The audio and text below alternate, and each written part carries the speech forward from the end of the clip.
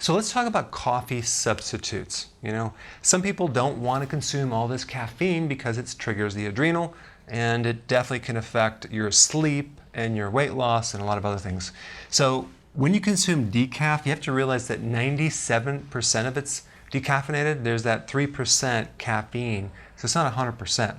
And it does go stale twice as fast as regular coffee. So when you buy it off the shelf, make sure you read the label to make sure it's not too old. And the last thing is you want to consume water processed or Swiss water processed. You do not want to consume the regular method because there's certain chemicals in there and it's just not good. I would also get an organic decaf versus just a commercial decaf. So then let's talk about Teccino. Teccino is amazing because there's no caffeine. It tastes very similar to coffee.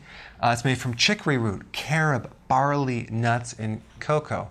So it only has 4 grams of carbohydrate per serving and only 1 gram of sugar, so it's totally fine. And you'd be surprised how close it is to coffee.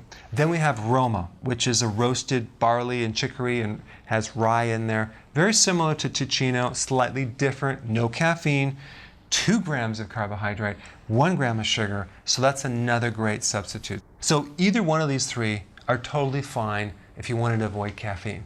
Thanks for watching. Hey, you probably already subscribed, but if you haven't, press this little button down below and I will keep you updated.